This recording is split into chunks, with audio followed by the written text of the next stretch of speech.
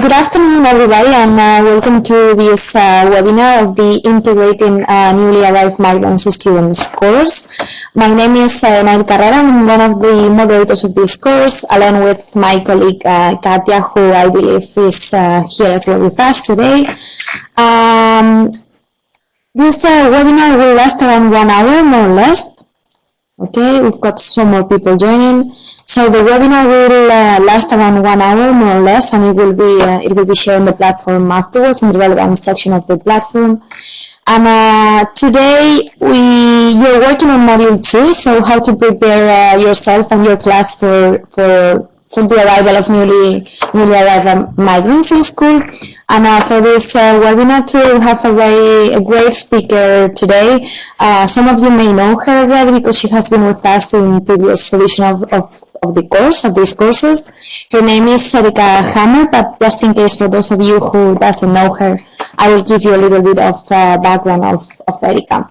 So Erika has a degree in philosophy at the University of Vienna, and she's teacher of Italian, history, computer science at a secondary school, a grammar school.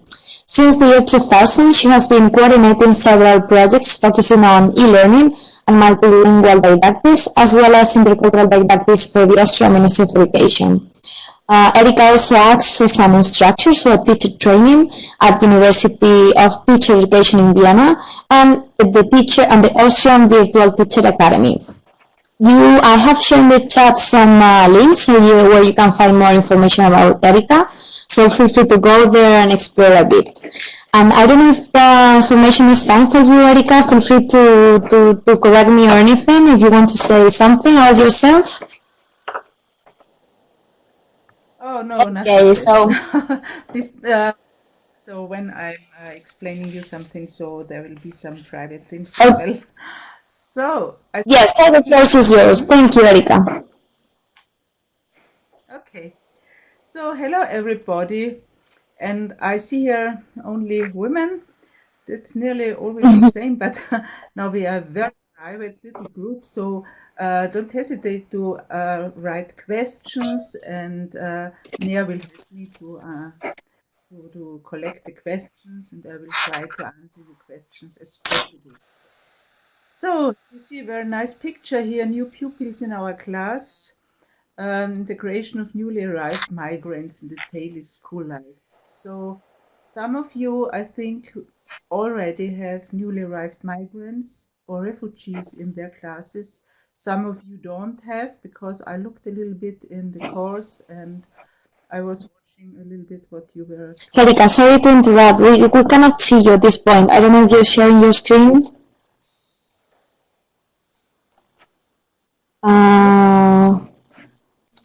Okay, I can see you now. Yes, thank you. Thank you, thanks. Yeah, because something is new in this program now, but it's very nice. So, the first thing, if you have new or expect newly arrived migrants in your classes, maybe you can write in the forum step by step in which schools you are teaching, if they're elementary school or secondary schools.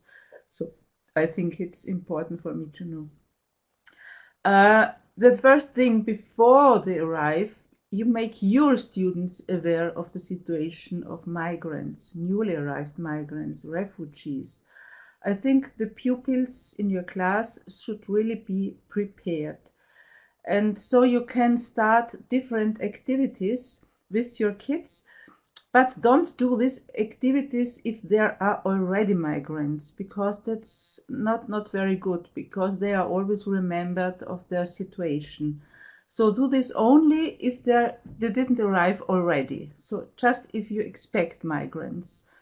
And you start with maybe personal storytelling. That means that you ask the kids if they know somebody who is migrant, if there was a father, an uncle, a mother who was migrant or a grandpa, what does it mean? What do they tell to the children? That's stories from families about people they know and so on. What does this mean? I started from prepare group to talking. whatever it means. Then maybe there you can show them, depending on their age, videos. There are so many UNICEF videos where they can see refugees, where they can hear stories, where they are told a lot of stories, and so the children get an idea what all the new children, the newly arrived migrants, already lived in their last month or years. The other thing is, it's very important for the children also to find out and to know where refugees come from. So maybe you show them a map and let them find out where are these countries where the refugees come from countries in Africa, from Syria, from Afghanistan. And there is a very good and nice possibility to watch it on the Migration IOM page, because here you see the movements of refugees to Europe. And maybe you can do a very important activity, an activity that means what means to flee.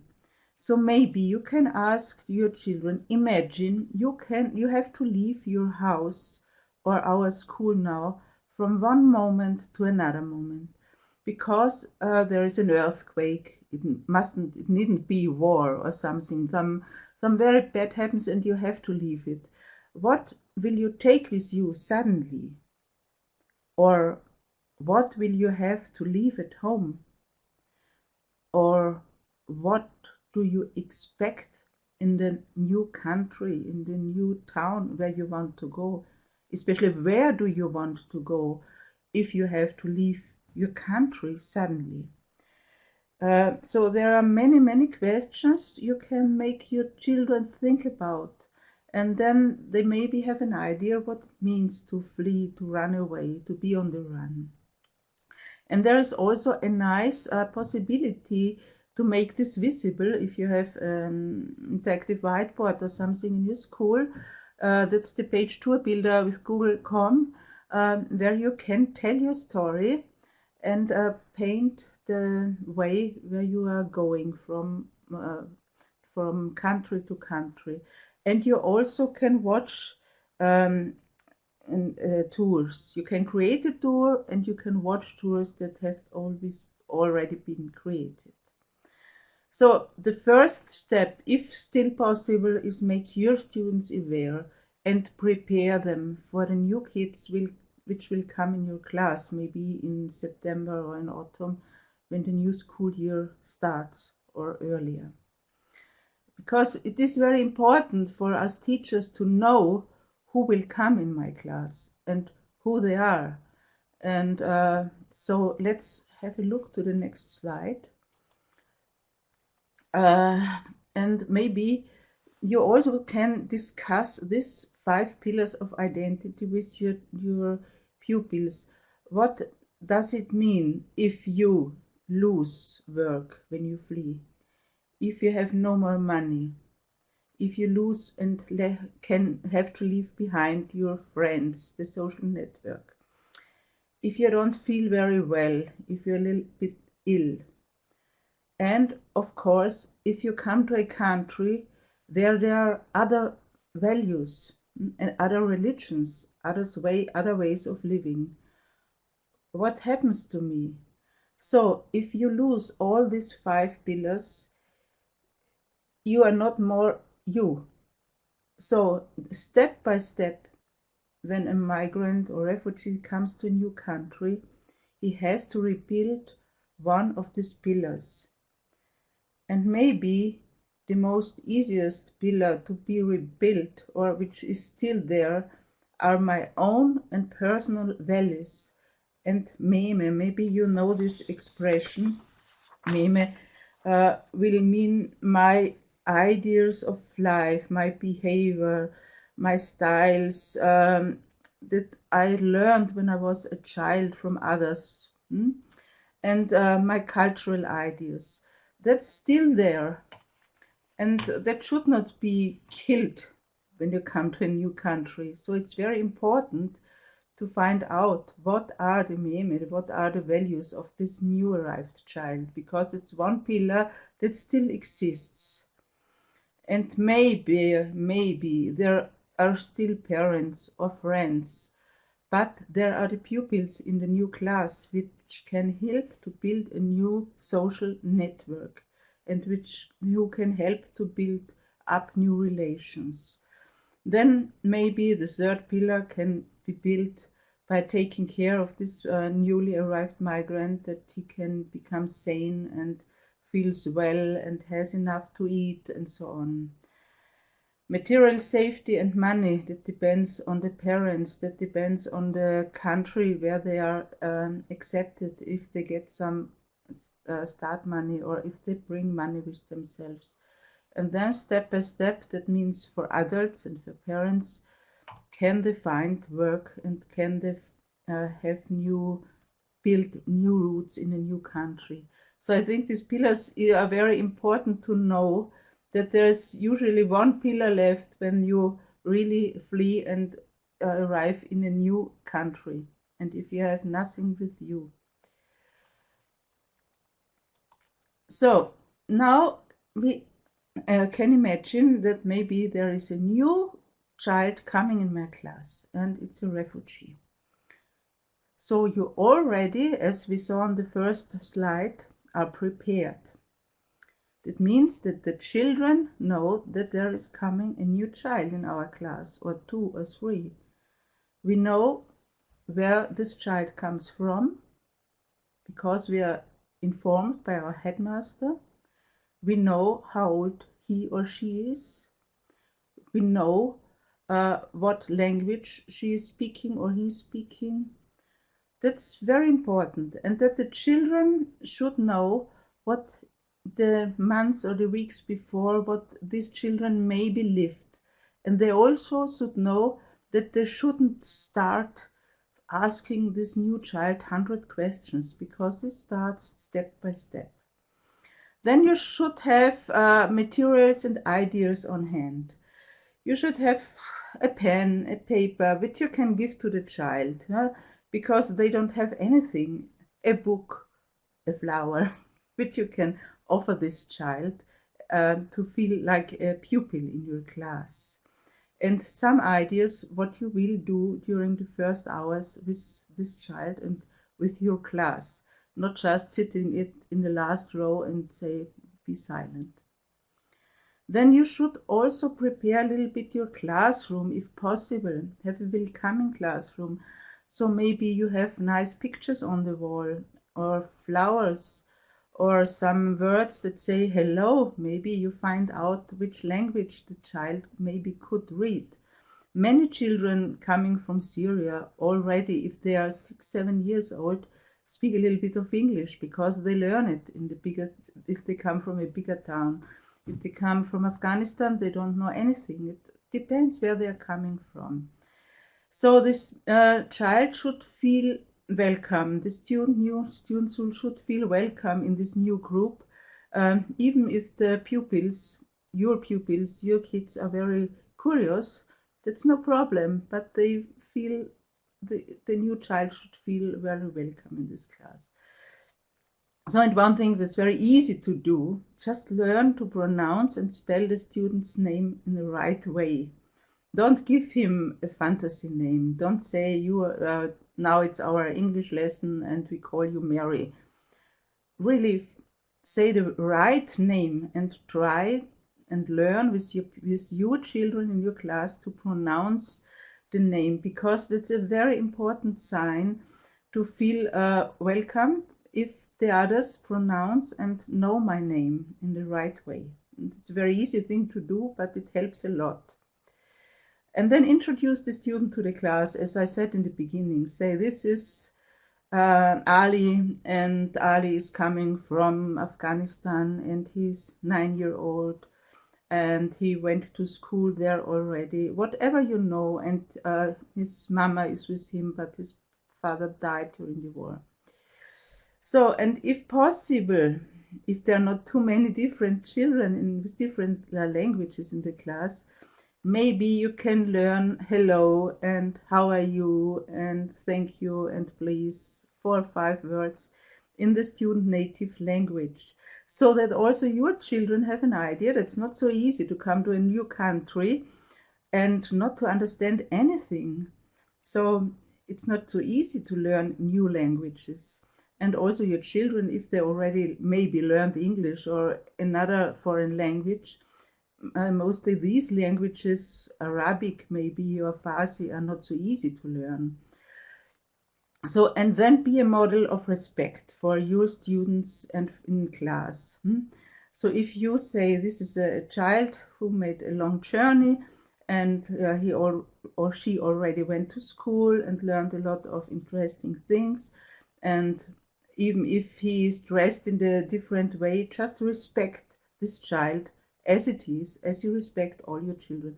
And so you know your pupils are always copying yourself. We teachers know that. I don't have to explain it to you, I think. Yeah, there was an interview I heard from a Syrian boy who said, in a new class where nobody speaks or understands your language, you feel like an alien. Of course, we all have had these experiences when traveling, also in the holidays when we went to somewhere and they were speaking languages we never heard before. It's not so easy. Maybe also they wrote in the letters we didn't know how to read them. For me, it was not so easy the first time when I went to Greece. When I was very young, I couldn't read. Then I started to learn Greece at school, but the old Greek. So the first thing is for you important to find out the level of the new pupil's mother tongue. Did this child at home learn how to write? Who are the parents? Which level of schools, or which schools did the pupils go, or did their parents go? Is their education important in this country or not so important? It's important for us to know. Another thing, if there are 3-4 pupils in your class and during the breaks they speak together and they speak in their mother tongue, just let them speak. It's important for them to feel a bit sure they're in the new class. And tell the other pupils, oh, here they are speaking in other language. Maybe they can teach us this new language a little bit. So it's the next thing. Let's kids learn the languages of their classmates, learn some basic words, just have a feeling for this new. And then find a word for all the things in class in each language you know. So maybe, I once have been in an Austrian class with a lot of newly arrived migrants and refugees, and they had this very nice thing. Every week they had a word of the day, of the week. And the word of the week, it was painted, and there was the German expression, and all the expressions and all the words in all the other languages they have had in their class. So we sometimes here in Vienna have classes of secondary schools where there are 25 pupils in the class and we have 17 languages. So it's very nice every week to learn a new, or to see a new word and what it means in all the languages. And so it's also very nice if you connect every word and every text with a real thing while reading a text, for example. Yeah? So you can paint the emotions, a face, and connect it with images you have. I hope that Nair is reading all your chat texts, because when I'm explaining something, but I can read them afterwards. Yeah, and then maybe you can find language buddies. Sometimes the children and the refugees speak a little bit English, and they can get in contact with your pupils if they learned English already on a very low level. Yeah, and yes, that's what I watched in one school. They had every morning a kind of ceremony. They were standing up and say, "Hello, teacher, how are you?" And then they had the possibility on whiteboard to paint how they feel, a smiling or face, or a sad face. So the teacher had an expression of his 20 children, how they feel today. And so maybe you also can start to discuss about their feelings, and in the end of the school day, when they go home, they can paint their feelings again. It's a very nice ceremony. Then, of course, if you have the possibility and if they have their smartphones with them, it depends on the age, maybe they have a dictionary online, or just download a dictionary. That's a very nice thing. And you can also create a picture dictionary with maybe only phonetic spelling or written in different languages. If it's written in Arabic, of course, there have to be the phonetic spelling, phonetic T's missing here. Then another thing that kids maybe could do, if they are already in the situation that they really like to talk and to present themselves, they may maybe talk about things they like very much, sports or singing or a musician or some film person from a film or something like that. And they are maybe experts in building little things or doing handicrafts. So let them do a little presentation with pictures, maybe a PowerPoint about things they love, and they can do it in their mother tongue and try to do it as well in the language you speak in school or they learned, or in English. Another thing is to make them speak and talk and learn your school language is if you start singing with them. Very, very easy children's song, because the melody of these songs most children all over the world know. And so they have to learn by heart new texts in your language, in Italian, in Greece, in Bulgarian. And it's very easy to learn texts, even if the children don't understand them in the beginning, but step by step they understand them and they can sing them together. It's a very, very nice thing. And also learning by heart short rhymes. Oh God, so many mistakes. So maybe you know these children rhymes for 5, 6 years old children. Also, if they are 6, 8, 10 years old, they like these rhymes. And maybe they tell you some rhymes from their country, where they're coming from. Sorry, I have to, I'm always moving my hand.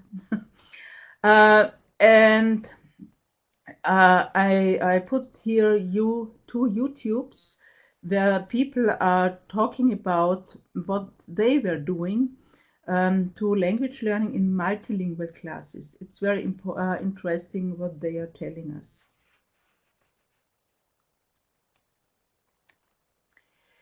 Yeah. So what do NEM boys, as the newly arrived boys and girls, like to do in their leisure time when they are not in class, when there are no lessons, if they're in the afternoon in school? And I once was talking to my hairdressers because she was working with children in a refugee camp. And she had a lot of good ideas and a lot of things she did with these children. And so I will tell you what she told us. Especially boys, of course, and when it's getting warmer and warmer, they like active games outdoors, but also indoors, means where they can move themselves and jump around and sing and be active. Many children, even especially if they are very silent and don't want to express themselves by talking or moving, many of them like drawing and painting. And you also can prepare paintings and just ask them to put color on the paintings. That's the very first step. And then they go on drawing and painting what they see outside, the flowers, the clouds, the houses. they shouldn't draw what they are remembering. They can do that, but if they don't want to do that, just let them paint the faces of their classmates or something this. Then, of course, there are a lot of computer games which children like very much. There is a network page, it's called Vision Education, where children learn words about football in English while playing online. It's very nice. And the children like competition games very, very much. So in small groups, that means maybe this sack races, when they are jumping in sacks, that is very, very funny, and they like it very much. She did it several times. Or relay races, when they are giving something to the new runners. And then, of course, music, singing, dancing, and these very, very simple things like ring and roses. And when they have to shake hands, maybe there are the first difficulties, because sometimes girls cannot shake hands. That's one of these memes I told you before. And they don't feel comfortable if they shake hands with boys and so on. But step by step, they get used to it. Don't hesitate and don't stress them. It's not a problem. Dancing in a circle. Then again, and I have here these simple children's rhymes. Head and shoulders, knees and toes, you all know this. And so they also learn some words. You can sing it in Greek or Italian as well. Then if they are a bit older, these children can exchange YouTubes with their favorite singers and pop songs and show it to the others, and they can do karaoke. If the children are very shy, maybe, and if they are traumatized, sometimes it's nice to have a class dog or a class cat. We have this in Austria in some schools. If there are children who are very stressed all the time and who don't like to follow the teacher, young children, 10, 11, 12 years old, we have teachers who have special educated dogs to take them in their class, and the dog is there silent while the teacher is explaining something. And I watched these classes once, and when the class got louder and louder, this dog, it was a black big dog, just raised his head, and everybody watched the teacher again. And in the breaks, they were playing with the dog, but they have to be really special dogs that have to be really taught to be class dogs or class cats. Maybe something like this is possible in your countries. And then sometimes they do storytelling without words, with pantomime, especially traumatized kids who don't want to speak in the beginning. Sometimes like to do this, but don't force them never to do something like this. Or they like to do improvisation theater. Here you find a very important page about it. This is Improvisation Wiki, with a lot of good examples for trusting games, team games, group games. So if there is enough time to do this in your class, please do this, and you can so integrate the new pupils.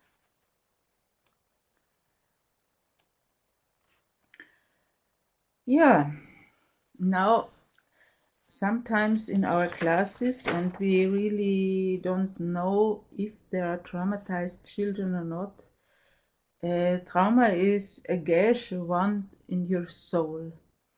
And we all know we are not psychologists. We cannot really do the work of psychologists. This is a very difficult thing, and we didn't study this, but we should know where we can find help for obvious traumatized children. Usually there are addresses, and your headmaster knows where to go, hopefully, and to find help for these children. So you suddenly find out that the child maybe is traumatized. The first thing of all, they do not speak. They don't want to speak in any language.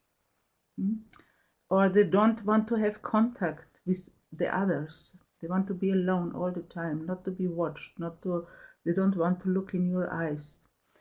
And then sometimes they suddenly start to cry or they get aggressive without any warning because they relive a traumatic situation. They have a picture in the face like a flash, and then everything restarts again in their memories.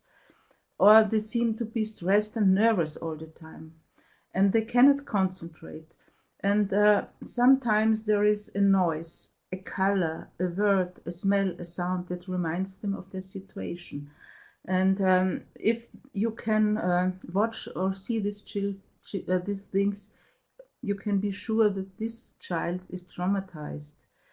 Of course, we can help a little bit in our classes to make life easier for these children. So the first and most important thing is that a classroom is a safe and secure place. There should be a safe and secure place. They shouldn't be afraid to come in class because there are always children fighting and shouting. Because most of these pupils and newly arrived migrants come from secure places. They had schools at home, and they have a déjà vu when they come to a new class, and that's a place that they know, and they should feel secure there. And it's like an island of safety. Island of safety also mean that you have very, very clear structures in your class. How to greet each other, how long lasts an hour, when everybody has to be silent, how long are the breaks, at what time do you start, at what time, and so on. And the clearer the structures, the more safe does a child feel. And we call this islands of safety. And as I said before, there shouldn't be a violent atmosphere. Of course, if there are boys and girls 13, 14 years old, sometimes they are fighting and catching. But maybe you can explain your pupils that's not very nice for this child who is so afraid of violence because he lived this before he was leaving his country. So, and another thing is if a child is now very stressed and crying and nervous, and so you have to help this child to become a little bit safe inside and quiet. And they can do breathing concentration exercises. You can do this with the whole class to relax a little bit. You find a lot of such exercises. You can watch them on YouTube. I give you two links. And of course, it's so important that maybe you can find a buddy, a friend, or a person who takes care a little bit of this child. Because a relation is a very, very strong and very big protective factor. And if there is some person outside the family who takes care a little bit of me, I feel much, much better. So then, even if the child is nervous, even if he's crying, if he disturbs the work in your class, you should strengthen his and repair the self-confidence and say, you're okay. We know it's not easy for you, but you're okay, and we accept this. And then let them have positive experiences and beautiful experiences to get beautiful and other pictures in their mind. Children who smile, to listen nice music, to watch landscape, to watch a book with very beautiful pictures, to watch the clouds and make imagines. If I were this cloud, where would I go? What does this cloud look like? Is it a flower? Is it a bird? Is it a dog?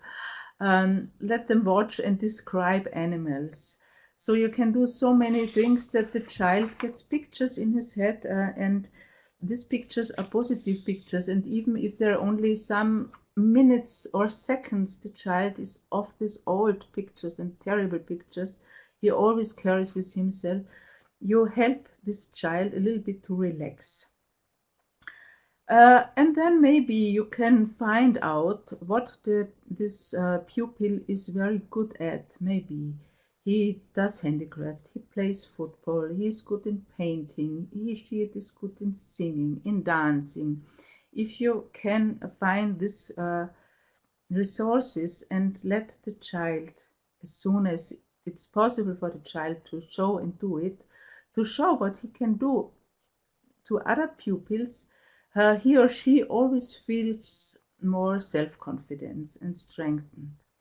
And it also can be the language. Maybe he knows a poem in his mother language and he tries to explain it to others, or a very nice story. And one thing I found out that's also very good, if you can motivate this child together with the other pupils in the class to reflect on the future. What do I dream? What shall be in 5 years? In visions in 10 years? When I'm grown up? What will I do? How will I work? Where will I live? What do I wish? And so there are also some positive pictures coming over these very bad pictures they carry with them all the time. And if a pupil wants to tell his story, maybe after half a year, after a year, let him tell it. But never force a child to do it, because that's you never know what is happening then. So I'm coming to the end.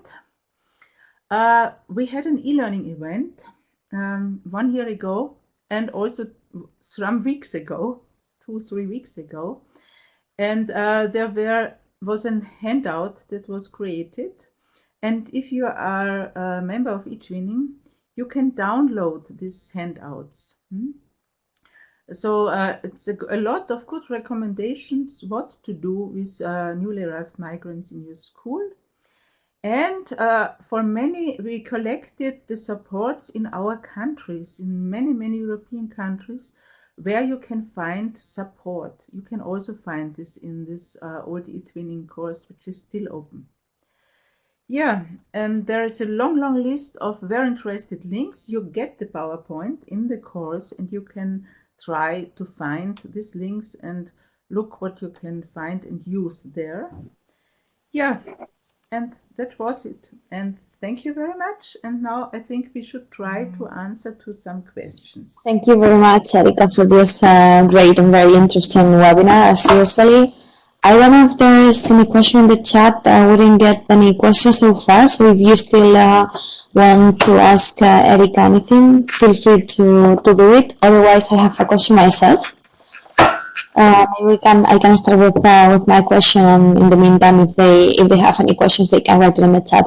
So, Erika, you were mentioning that well, sometimes you can get some students with trauma in the class that they can suddenly break up crying and start to cry and stuff.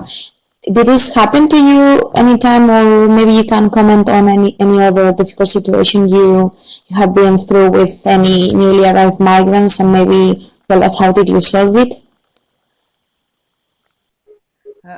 I don't understand you very well, but you just asked me if it happened to myself, if I already have been in classes with Yes. traumatized With traumatized children, or if you face a very difficult situation, how did you face it? What happened to you? How did you solve it? Yeah, so I myself was not teaching, but I visited a lot of different classes and watched the lessons because of another project. We are working with tablets and so on. And I've been in several classes where there were migrants. And one thing that was very interesting for me, there was a girl from Syria, no, from Afghanistan. She was 11 years old. And she was really great because she was talking all the time with her colleague, where they were sitting on the same at the same table, and she was always asking her, what does it mean? Do you understand this? And she was so interested.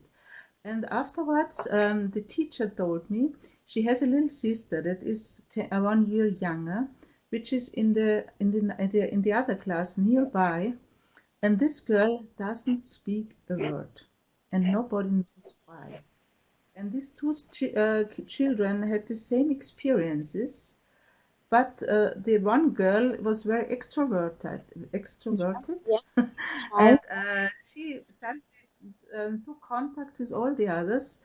And the little girl, the smaller one, didn't find a friend, didn't want to talk to anybody.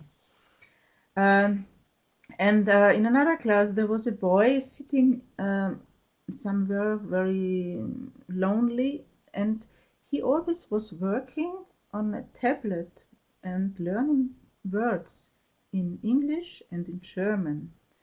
And I went there, and he suddenly stopped and he wanted to be alone. And I talked to the teacher, what's going on? Why doesn't he want to communicate it?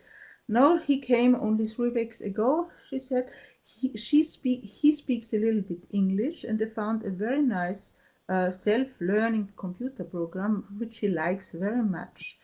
And he is there are very nice pictures, there's a little bit of music, and we have so many nice apps, and he loves it. And the teacher told me, and I know it will take a little bit, after 3-4 weeks he's sure that he will start to get contact. The most important thing is to be patient and wait and wait. Definitely. uh, and maybe you remember the last time we had a teacher talking from Neunkirchen. She was a teacher in a class where there together about 10 or 12 newly arrived migrants from the whole school. They come there 5 or 6 hours a week to learn German. And they were so different. And there was also a very young girl who already could understand what I was talking in German, even if she was in Austria for only four months. And she was 10 years old, and she was learning everything with English. And I was so surprised why she could read these texts in English. And then her classmate, who was also from Syria, said, yes, we learn English when we were 6 years old at home. And so really stressing situation. I never lived them with children in schools, but most of the teachers I spoke to is that it takes a lot of time until they are in the position or do feel well to start to communicate. And if there are older children, boys and girls about 14, 15 years old, sometimes there are moments when they get very aggressive, and our teachers in these classes tell us then they suddenly go outside and do a lot of sports. And that helps a lot, that they can run around and do some competitions, and that helps a lot. Okay, great. Thank you, Erika. There is a question from Joanna. She wrote it in the chat. I'm not sure I completely understand, but let's see if you can understand. I have to deal with older students. That's Yes. why. So yeah. We create a good talk principles. We participate in volunteering and teach them about stereotypes, about differences. In this team, I have 7 migrants from Ukraine, Afghanistan, and Chechnya. I use short films. Do you have any idea for reuniting a group by focusing on the external goal of learning to understand? Do you understand the question? Hmm. Maybe we can ask Joanna to rephrase the question because. Yeah, they did a lot. We participated in teach and then about. Yes, they were talking and about stereotypes from the different countries. But in the end, after all these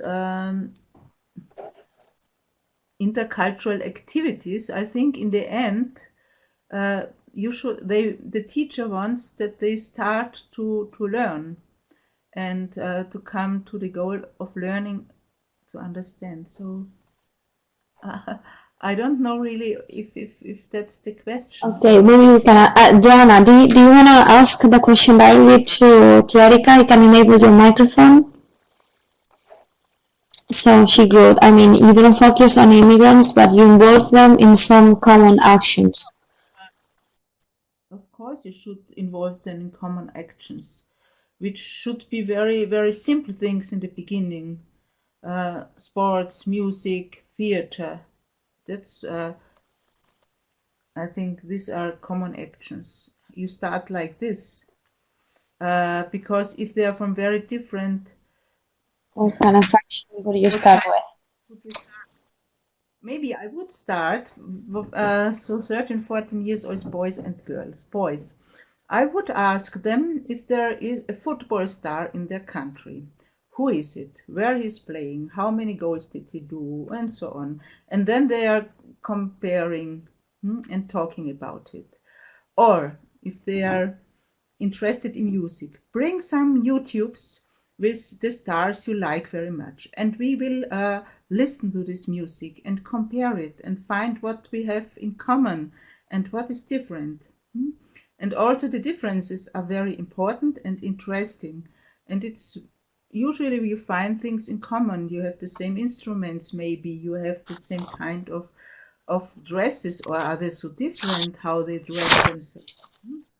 You can do this.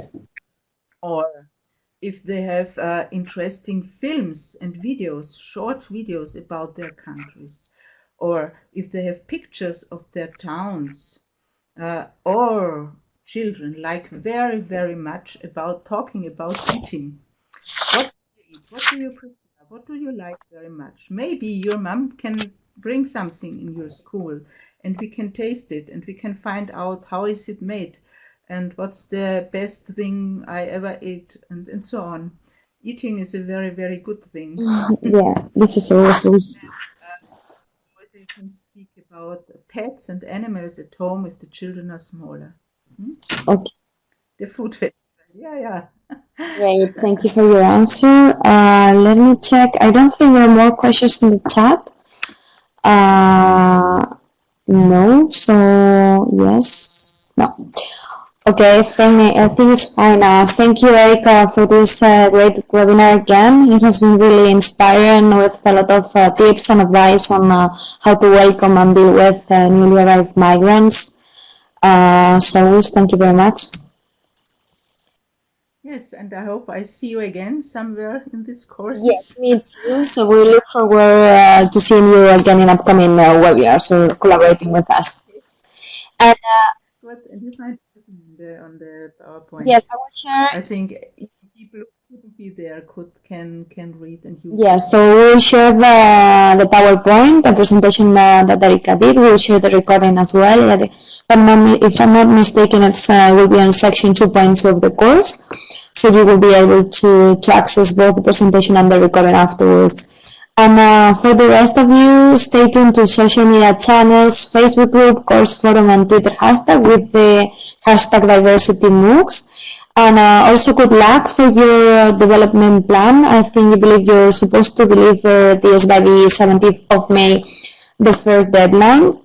So be careful with that, don't miss the deadline. And then the second deadline is the 24th of May to submit your reviews. If you're doing your development plan and you face any trouble or any problem within the platform, please make a screenshot and let us know so that we can later on fix it. And that's it. Thank you all for joining this webinar today. And again, thank you, Erika, for your great presentation. Okay. Goodbye. Buonanotte. Buonanotte. Buonasera. Have a nice Grazie a evening, tutti. everybody. Ciao. Ciao.